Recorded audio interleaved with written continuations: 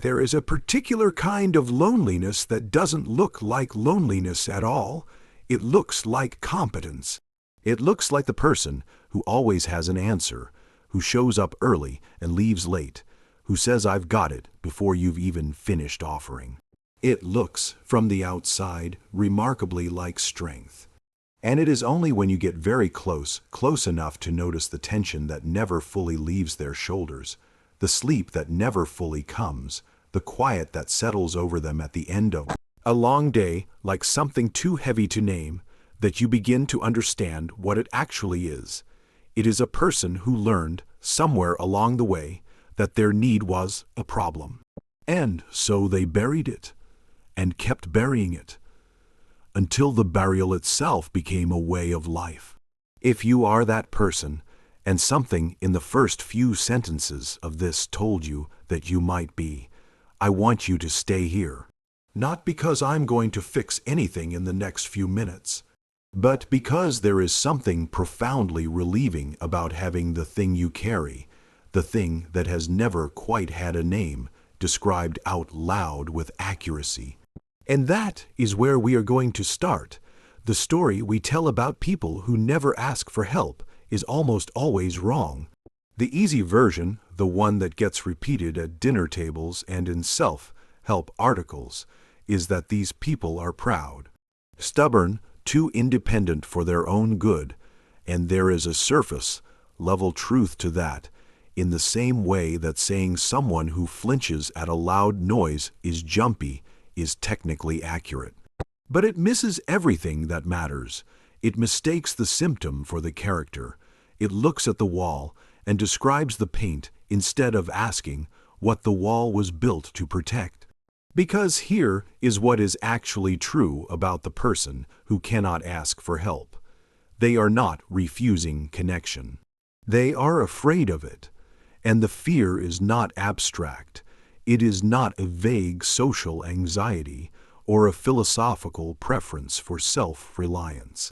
It is a fear that was installed in the body through experience, through specific, remembered or half-remembered moments when reaching out was met with something that taught the nervous system a lesson it never forgot.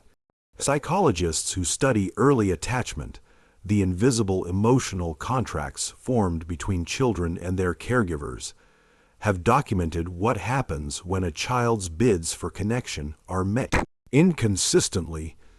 A bid for connection is any signal a child sends that says, "I need something, I am struggling, I am here," a cry, a reach, a question that is really a feeling wearing the clothes of a question.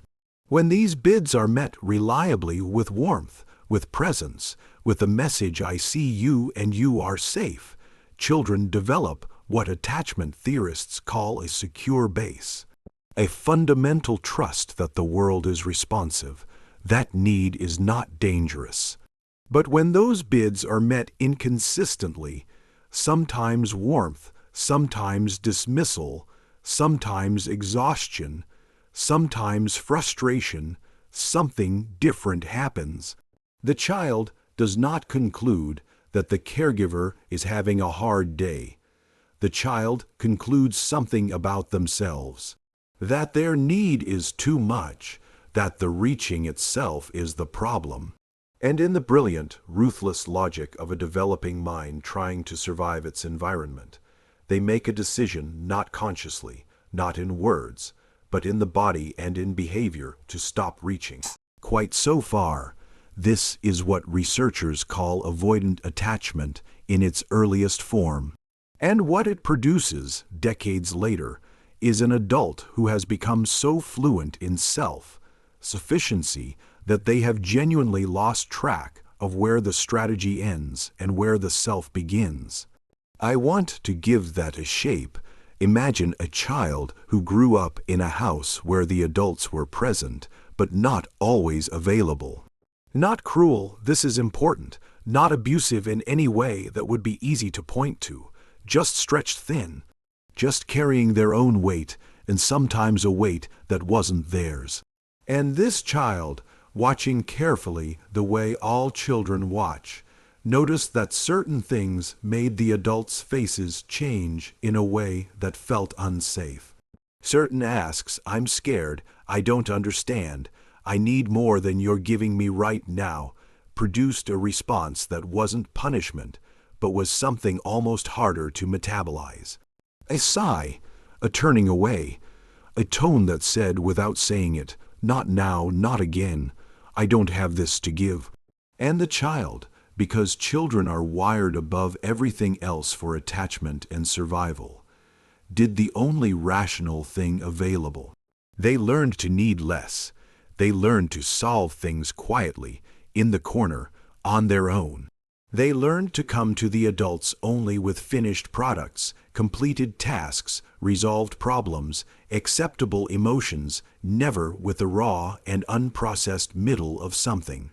And they were praised for it. "You're so mature, you're so independent, you're so easy," and the praise felt good.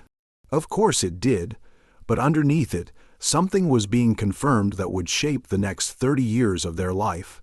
The version of you that needs nothing is the version that gets loved. That is not a small thing to unlearn. There is a researcher named Francis Flynn at Stanford who, along with a colleague, conducted a study that should be required reading for every person who has ever talked themselves out of asking for help. They found that people consistently and dramatically underestimate how willing others are to assist them in some conditions, by nearly 50%. We walk around carrying the absolute conviction that our ask will be a burden, that it will inconvenience, that it will diminish us in the eyes of the person we're asking. And the data says flatly and repeatedly that we are wrong, that people want to help, that being asked often makes someone feel trusted and valued rather than imposed upon. And yet, and this is the part that matters, knowing that statistic changes almost nothing for the person with the deep conditioning. Because the barrier was never informational, it was never about not knowing that help was available. It was about what asking means, about what it confirms, about the story it tells about you, to yourself, most of all. When not needing help has been the load-bearing wall of your identity for decades, asking for help doesn't feel like a transaction.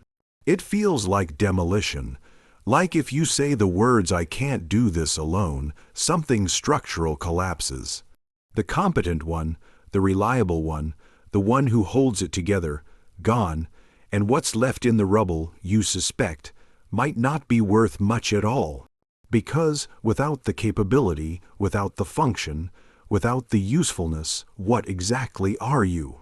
That question, which often lives below language, below awareness, is at the center of why this pattern is so resistant to simple logic and so slow to shift even when someone desperately wants it to.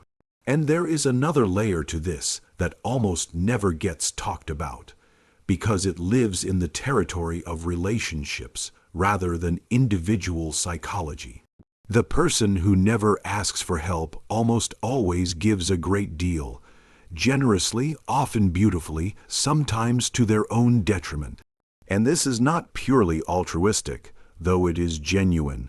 It is also, and I say this with complete compassion, strategic.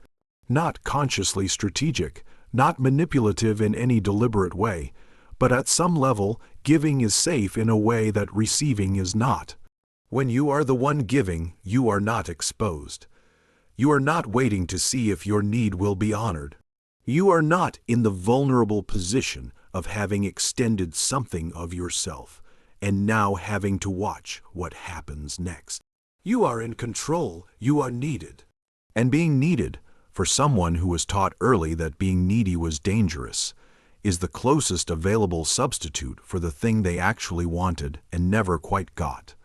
Being unconditionally received, this creates a particular kind of invisible ledger in close relationships. The person gives and gives, not keeping score exactly, but the body keeps it even when the mind won't. The relationship becomes gradually lopsided in a way that neither person fully understands. The giver feels, over time, a low-grade resentment they can't quite justify. I do so much and I feel so unseen, but they can't say it because saying it would require admitting that they needed more than they were getting, and admitting that is the very thing the whole architecture was built to prevent.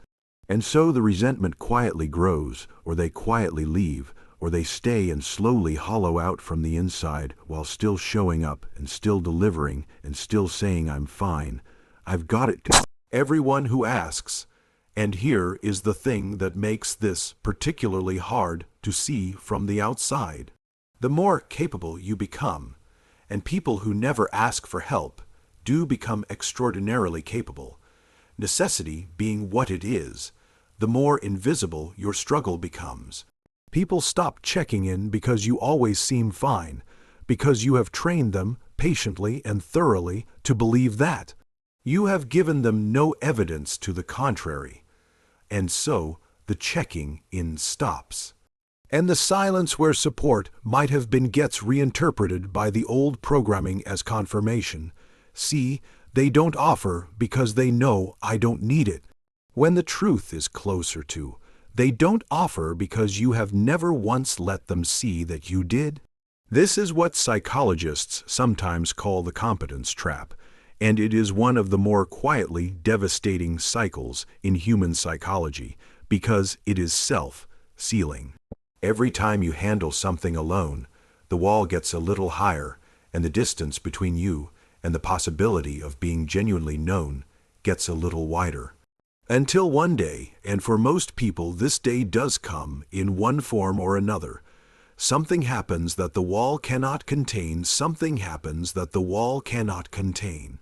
A loss too large to process alone, a body that finally stops cooperating with the pace you've been demanding of it. A relationship that ends not with a fight, but with someone quietly saying, I never really knew you. And in that moment, the strategy that protected you for decades stands fully exposed for what it always was, not strength, but armor. And armor, no matter how well crafted, was never designed to be worn forever. This is the moment most people describe as a breakdown. But I want to offer you a different word for it, because what is actually happening in that moment is not collapse. It is a reckoning. The self that was built entirely around not needing finally encountering the depth of how much it does. And that encounter, as painful as it is the first honest thing that has happened in a very long time. John Bowlby, whose work on attachment forms the foundation of most modern trauma psychology, wrote that healing does not come from understanding the past intellectually. It comes from having new experiences that contradict the old learning, which means the path forward is not insight alone, though insight matters. It is the slow, uncomfortable, deeply countercultural practice of asking for something small and surviving it, of saying, I'm struggling with this, and discovering the world does not end, of letting someone see the unfinished, unresolved, not yet handled version of you, and finding that they stay. Each of those experiences lays down new wiring. Each one quietly updates the old model. None of them are dramatic. All of them are necessary. There is also grief in this work that rarely gets named, grief for the younger version of you who reached out once and wasn't met, who learned the wrong lesson from a moment that should have taught something else entirely. That child deserved more. And part of moving forward is finally, gently, acknowledging that, not to assign blame, but to release the verdict they quietly assigned to themselves. Your needs were never too much. You were given too little. And somewhere between those two truths is the beginning of something that actually belongs to you. Not the person who handles everything, but the person who is finally, fully allowed to be human. If something in this reached a place that doesn't often get reached, you are not alone in carrying it. There are more people inside this pattern than you would ever guess, because